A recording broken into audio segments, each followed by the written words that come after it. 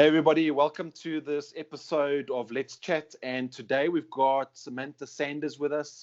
Sam, how's it going? Good. How are you? All good, thanks. Sam, just to tell you, is one of the top women cyclists in South Africa. And I'm going to just give you some of the most recent achievements or the highlights. I would say that was your national titles in 2013. You were national XCO champ, 2019 South African marathon champ. And then there's a whole list that goes back all the way to 2012. So, Sam, I wanted to ask you, first of all, if you can maybe just give us an idea of how you got involved in cycling. How did that come about? How many years have you been cycling in that?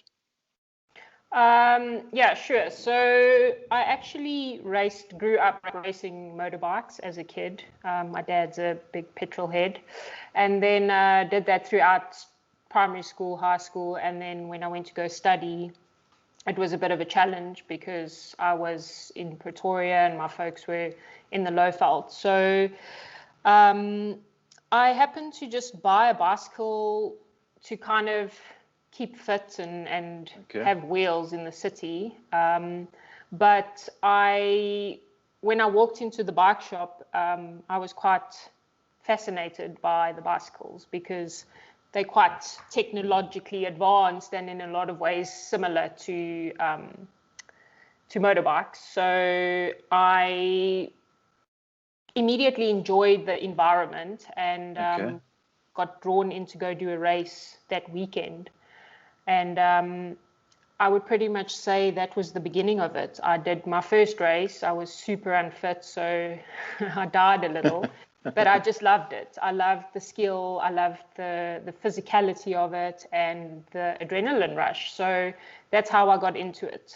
And that was way back in sort of 2010, I reckon, when I was at university. But obviously at first it was just a hobby. Yes. And then, so I'm just looking at your achievements and stuff like that. I see your first sort of was 2012. So you only picked it up at 2010. So in that short period, how did it transition from being what we I suppose call a weekend warrior to going, hold on, I'm going to do I'm quite competitive. Yeah, so within that 2-year period, I raced and I took part at all the nationals, but I was pretty clueless, to be honest. I had no idea really, other than just enjoyed it and super enthusiastic. So, but yeah, I did really well, and it wasn't until I was approached by Cycling South Africa to take part in the African Continental Champs. And at that stage, I had no idea, kind of how it all worked, how the system was, things like how do you qualify for world champs, for example. So with that invitation, I kind of started thinking, wow, maybe I could actually pursue this as a career. Because at that stage, I was still racing age groupers. But obviously there were pros and I saw the pros, but never really considered, that I could be a pro. But it was basically that small sort of step that got me thinking. And it didn't take much for me, or it didn't take long for me to consider it when I decided, heck yeah, I'm going to go for it. Okay. And that transition, did you do it over those 24 months, obviously, but you got approached by Cycling South Africa, you said, and then there it just slowly, how did it happen then? Just slowly you started getting into the professional side. Yeah, so the first step was basically to start training properly. So with that, I started doing more sort of what you would call structured training as such. And then, once I realized that I couldn't manage my own training properly because I didn't have the knowledge, I had to get a coach. So it was small little steps like that, which I guess was actually a bit of, hit and miss because, like I say, I had no idea. And The transition was probably, probably took longer, and like I say, it was hit and miss. There were a lot of mistakes made. I could have probably sort of gotten a lot better, a lot quicker, but I didn't really have anyone to guide me in that sense. And then I started coaching with a professional coach, and from there things got a lot more structured. I had a bit of direction and understanding of how to progress in terms of what races to do, where do I need to be coming to get noticed. And then, of course, the big thing, was sponsorship.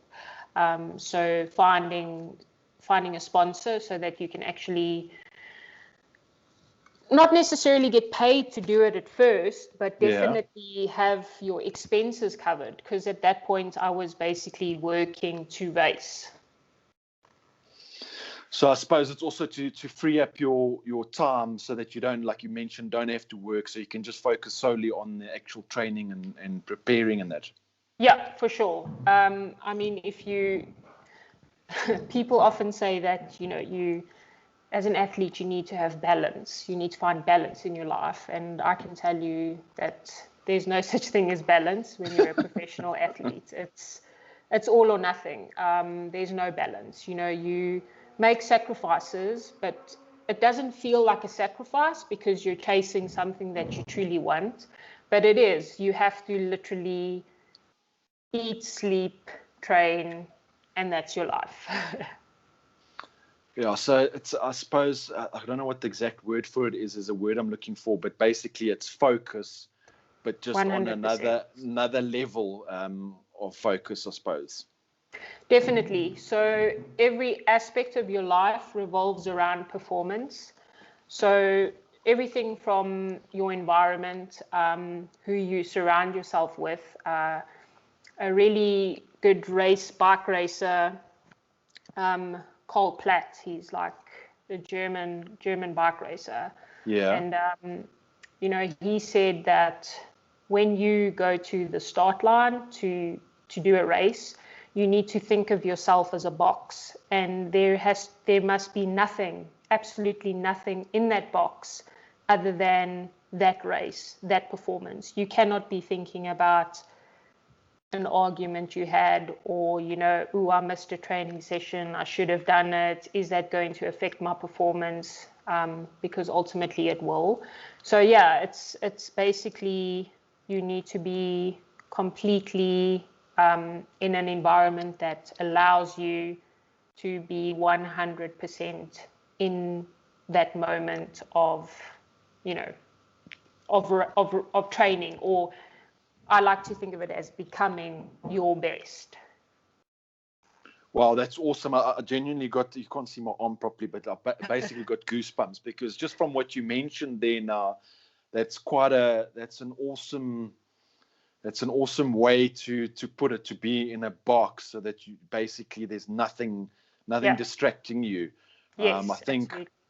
In the world today, just without even being a professional athlete, in business world, whatever it is, to just be in that moment is extremely difficult these days, with cell phones, with technology, with everything like that. There's so many distractions. Yeah. One thing you mentioned there also, which was pretty cool, when you said and this you'll find with a lot of the high performers, is they always say the motivational speakers, the most important thing is your 3 to 5 nearest or closest people that you surround yourself with. Tell me a little bit more about that. You mentioned that it's quite important. Tell me a bit more about, did you have to make changes in that? Because that can be quite difficult from a social perspective, socializing in that. Yeah, definitely. So obviously, when you're younger, it's quite a bit more challenging, because say you're at university, to balance that sort of, almost being antisocial in a sense. But yes. So for me, I think the most important thing is to surround myself with people who get me and who get what I'm trying to achieve. And they allow you to be that person, and they allow you to do what is necessary to achieve your ultimate goal. And that is actually quite challenging and selfish as an individual. And it's probably, like you say, one of the most important things is to be surrounded by people who bring out the best in you, who support you, and who allow you to chase your goals. Okay, cool. Yeah, and I suppose you need people around you to, like you said, allow you that space. But I was looking for another word now again. But allow you to continue and not distract you as well, I guess. Oh yeah, Their understanding is what I'm trying to say. So they understand what you're doing. Yeah, And for sure. won't get offended when you get invited for drinks that night and you can't obviously go. And Oh yeah, definitely. I mean, so not now because of Corona, but when you're in full race season, you travel a fair amount, and I have people that I stay with wherever. So in Durban, I always stay at those friends, or Cape Town, I always stay at those friends, and it's simply because they allow you to be or to do what you need to do. So they understand that, listen, I'm not going to sit up until 11 o'clock chatting because I've got to get up. I've got to get my 8 hours. I've got to go train. And like you say, they don't get offended. And when I go visit, they'll, for instance, make sure that we eat dinner at 6:30 versus 9, and there'll be really healthy food. Or they'll even, they know that I'll make my own food. And it's not that I'm trying to offend anyone. It's just how it has to be. yes. So yeah, it is like that. And yeah, like my housemate, for instance, is, she knows if I'm sort of peaking for a race, then your weight is very important. And, she won't buy herself sweets, or if she does, she won't eat them in front of me, But it's little things like that is support. Yes. And that's what you need ultimately. That's definitely what you need. All right, cool. So you've mentioned quite a few things already, which is really awesome, and that's obviously the surrounding yourself with the right people. Always important. Top performers will always emphasize that. And the other thing is basically being in the moment and being it's focus, really. Yeah. So you don't have any distractions, because those distractions can be anything stupid, like an argument you just had or something. It can be anything. So yes. It's a talent just to do that in itself. How do you just leading from that? How do you prepare yourself mentally then? So how do you get yourself? Do you do any specific exercises, or does it just tie in with because you've got the physical exercising, and then you've got the emotional or the mental exercising that also has to happen. Sometimes it happens congruent. It's a byproduct of the physical exercising. Or you want to maybe tell us how do you prepare usually mentally and stuff? So I prefer to I like to remove myself from, I don't want to say the world, but I like to remove myself from the build up to a race, for instance. So I prefer to not be on social media and read what so and so are doing, what they're doing, how many rides they've done, how much training they've done. Because at the end of the day, like, that's irrelevant, that's irrelevant to me. So firstly, I try to just stay focused on what am I doing to reach my goal. So say now I'm training for Epic, then I will focus on what I need to do to get to my best. And then another thing I always try to focus on is, you have to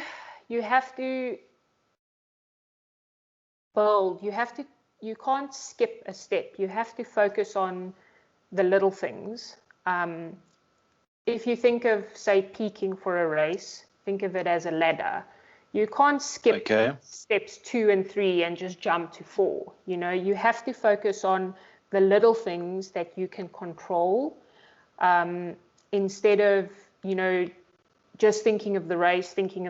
You need to focus on, what am I doing here, and what do I have to do here and now to get to the race. But don't fixate on the race. You need to focus on doing the things that are necessary to get to peak performance. And that's just what works for me, because if I think of, if I on a massive event in terms of this massive event, then you kind of blow it up in your mind and it becomes too big. Whereas if you just concentrate on achieving today's goal, Yes.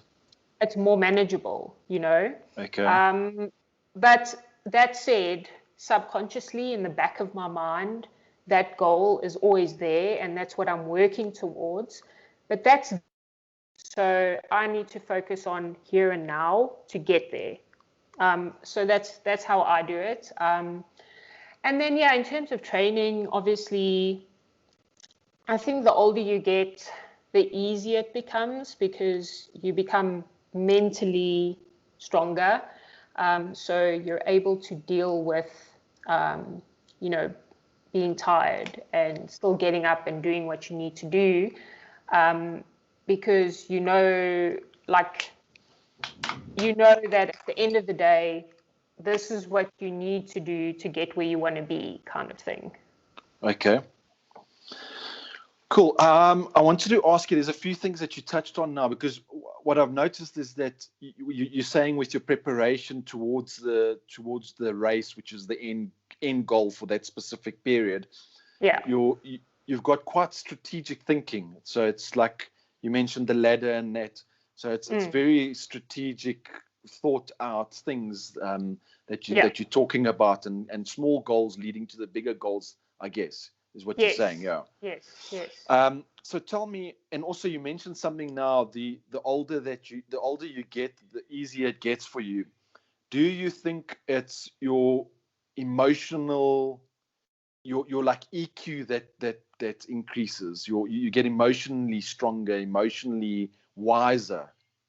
Definitely. Definitely you become wiser, emotionally more equipped to deal with, or if I could say, you become better at dismissing the BS, The bullshit, so being able to just go, whatever, like, okay, that's not important. Whereas something like that when you're younger might, get under your skin. So for instance, prescribing or following what everyone else is doing versus doing what is good for you. It took me a good few years to kind of realize that what works for you, Sam. What do you do? What do you need to do to be good? And stick to that. I'm not saying stick to it in a sort of inflexible way, but there are certain things that will work for you, and I've carried those tools with me throughout, versus before, where I would kind of almost get panicked, like, oh, but so and so is doing this and this, maybe I should try this and this, whereas now I'm like, okay, cool, you do that, I'm doing this. Yeah, you start getting bent out of shape, I guess, when you start hearing other things. Because it's also, so I know with the boxers, a lot of the boxers will, before preparing for a fight, some boxers will study their opponent and like watch all their fights and really get granular in everything they're doing, what they're doing, how do they do it, how do they fight, what. And then you get the other type of boxers, when they prepare, they isolate themselves, basically, is what you're saying. So they go into isolation, don't want to know, I'm fighting my own fight, and if I win, I win. If I don't, I don't. So you tend to lean more towards, from what I can hear, the isolation. So you go into isolation, do your thing, and prepare, focusing on your own stuff. Definitely. So I like I say, I focus on ticking all the boxes, or climbing each step of the ladder. But I must say, I am sort of now able to touch on or catch up and see, what everyone else is doing, and not let it, fluster me or make me second guess myself. But also, the mental aspect of it has a large part to play. Yes. You can train as hard as you want to, You can put in double the hours everyone else is putting in. But if that little seed of self-doubt is like in your mind at all, then the person next to you who doesn't have that seed of doubt is potentially going to beat you, because in your mind, you don't believe that everything you've done is enough. Yes. So that's a big part of it, is having sort of faith in yourself and your process and your coach and what you do. It plays a very big part in success, definitely. Yes. Tell me, you mentioned, Nana, you were touching on when you travel, important for you is getting your sleep. How much sleep, just out of curiosity, when you say get enough, what do you typically aim for sleep? Because there's two sides of that coin, where you can get too little, but you can also get too much, actually. Yeah. So 8 hours is the recommended. They say even 9 hours. Okay. But I've never been a massive sleeper, generally I don't feel super tired or fatigued if I don't get enough sleep. But so 8 hours is kind of what you aim for. And if I am doing sort of massive hours or double sessions, then I will take like a nap. I don't always fall asleep, but I'd take that time to just like lie down and chill out for 20 minutes or whatever. But yeah, sleep and rest is very important for recovery and performance, definitely. Yeah, so there's a quite a bit of science coming out now again about waking up early, and I'm going to ask you now about your sort of daily or morning routine. I'm always fascinated because there's a lot of science behind the morning routine and how important that is. But there's a sort of science now showing that if you do wake up at the 4 o'clock, 5 o'clock, whatever time in the morning, there's nothing wrong with having that afternoon hour power nap, because what it does is it actually it gets your energy back up again, so that you can push for another 5 or 6 hours. So you don't have that afternoon where you basically buggered from 3 until 6, 7, and then all of a sudden you start awake waking again. Up. So you avoid that. But it's also difficult because you can go have a little nap and then oversleep and end up screwing up your whole afternoon. So your morning routine, what does your typical morning routine look like? Time wise, what do you typically do? Talk us through like the first few hours of your day. So I'm definitely part of the 5 a.m. club. Okay. I like to be up early. There are mornings where I will sleep in until like 7, but for the most part, I'm awake early. So my morning routine, my mornings are quite sacred.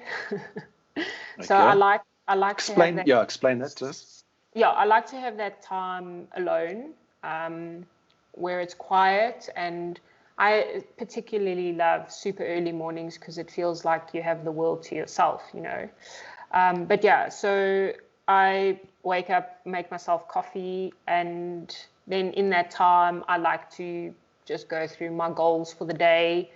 What am I doing? So whether it's, training or recovery or just stuff I have to do through the day, I like to just have that time where I just run or visualize my day, in my head. And I'm a very structured person, so I like to have things sort of structured. So I'll literally say, okay, I need to go to this and this shop, so I'll go there and then there because that's en route there, And that's what that time is about, is basically just mentally preparing myself for the day.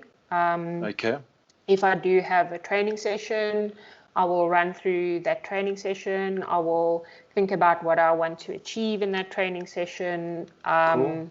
And, maybe what my coach expects of me for that training session. So it's almost like meditative in a sense. So also, I don't like to wake up and be rushed either. I'm very methodical, so that's yeah. I need that time in the mornings. I do. Again, your thinking is very strategic with everything you're doing. You're saying now, like with the shopping and that, it's this strategy, it's strategic thinking. So it's like there's strategy behind everything, Yes. which is pretty cool. So the visual, you mentioned visualizing in the morning. Now, some people visualize just by like sitting somewhere quiet and they look out into the ocean or whatever, and they're running things through their head. So it's not visualizing like you physically got to sit down and close your eyes and for an hour, half an hour. Yes. When you say visualization, just explain that to us a little bit. When you say, what is your idea? What do you do? What's your idea of visualization when you say that? Yeah, so I don't, it's just about sitting there and considering or thinking about the day. It's not like I have, a specific vision in my brain. It's just visualizing the day, especially training, for instance. It's Okay. just, I'll almost sit there and think, okay, so now I have, like I've been doing a lot of rehab now. I had an injury. And I'll know at 1 o'clock I go to the bio, and I'll sit and I'll think about my session at the bio. Just to stop you quickly there. So rehab, you meaning obviously injury rehab. Yes, Yeah, yes. because there's Rehab. I just want to clear that out. So, Yeah. so No, injury injury rehab. rehab. Yeah. Yeah, Okay. yeah. Cool. So, and then I just sit and think about the the rehab. So what will I be doing? And Okay. it's strange. Like I almost picture myself there in the practice doing the movements. Yeah. So that's kind of visualization for me. So when I get there, it's almost like I just fall into that process that I've Okay. already experienced in a Yes. sense. Yeah.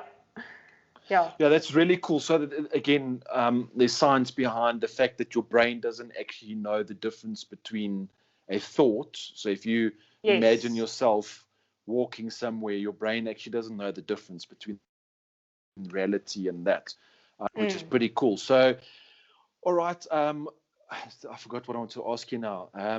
Besides the cycling and stuff like that, which is obviously important to you, what are your other focuses outside of that? What are your other important? Do you have any other? I suppose your training is so intensive that you don't really need to be doing any other sports. But do you do anything else? For instance, yoga, that kind of stuff, relaxing stuff. What do you typically do? Well, I do cross train, and I like to. I haven't been running, but Okay. like when I was injured, I couldn't ride my bike as such, so I did trail running, and I did something I never thought I would do, which was a 21-kilometer trail run, which was cool and it was different, and I really enjoyed it. And then I don't do yoga. It's not really my kind of vibe. Vibe, yeah. Yeah, so like for me, I like adrenaline, So love the outdoors, obviously, and I'm lucky enough to live in the Lowveld where we have access to a lot of outdoor activities. But Yes. I mean, it sounds crazy, but I love riding my bike. So even just like hanging out with friends and going on a coffee ride, and Okay, just riding to a point and social riding, yeah. just social riding, yeah, or going to the pump track and just playing around, just having fun on your bike, which is something I really enjoy doing. And then besides that, I do a lot of skills lessons, Okay, cool. which is, a part of my sort of like coaching that I do. Okay, cool. And a lot of it is with kids. Okay, And something I'm quite passionate about is mentoring, because I always think to myself, if I had a mentor back in the day, yes. maybe I could have done even better. So that is something, yeah, I'm quite passionate about, is just sharing knowledge, and helping young riders that are passionate and teaching Okay. skills. And I also find it it's just really fun to hang out with kids. Yeah, you have a good laugh, and it's very light-hearted. Yes. So tell me, when you say the skills training and that, is that do you do online stuff? Because obviously with COVID, do you do online skills training, or is it all purely? Well, I suppose you No. can't really do online because you've got to physically ride, I guess. Yeah, so no, it's one-on-one. Obviously, Okay. group sessions we don't do anymore, but one-on-one, where I'll do sort of teach mountain bike skills as such. Okay. But yeah, like I have a bit of like a different approach to skills training. Like for me, skills is quite, it's actually cognitive, so I Okay. try to teach you sort of what am I doing and why am I doing it, versus do this, because I find that if you understand the conceptual, have a conceptual understanding of what you're trying to achieve, it's almost easier to execute it, and then we'll practice the skills in an open, safe environment before we Okay. go to the trails and try to do it bombing down a hill at maximum speed, so it's Okay. just a different take on things. All right, cool, Sam. One last question I want to ask you. What are your plans for the future, or what major things have you got coming up for the next 12 to 24 months? Well, we're hoping to kick off some racing by May. Whether that happens or not is out of our hands, but Yes. that's the short-term plan, is basically to kind of get back into racing this year. I myself have just come off of quite a serious injury, so I haven't raced since 2019 actually. Okay. So while I'm really eager to get back into the racing, I have set this year aside as kind of just progressively getting back into it, and then Okay. going for gold in 2022. But at the same Okay. time, I'm also building a client base of coaching, so not skills coaching, but actual coaching. So coaching athletes, so Okay. Cool. prescribing programs. But my biggest interest actually lies in conditioning, which I Okay. think is something that is quite, a lot of cyclists in particular don't Yes. really focus on doing strength training as such. It's Okay. just ride all the time. And Yes. as an athlete who's a bit older now, I've come to understand and realize the importance of, not just riding, but cross training and doing specific work, Pilates, stretching, all of that. Okay. To look after your body, essentially. You can't just always be like on the gas. Yes. Something's going to give. Yeah. Yeah, No. that's basically it. Okay. No. Cool. If people want to connect with you and that, where are you on social media? I know you're on social media. Where's the best place to connect with you? Yeah, so you'll put up all my links, Yes. but Instagram is probably the best. I use Instagram the most.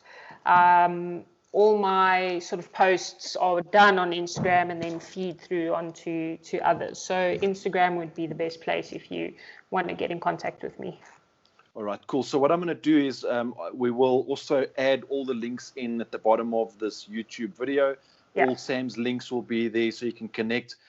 Try and connect through Instagram, which is the easiest. And that brings us to the end of this show. And also wanted to add, if you haven't already subscribed to this channel, please subscribe, and then you'll be notified of future interviews and that. See you on the next one. Cheers.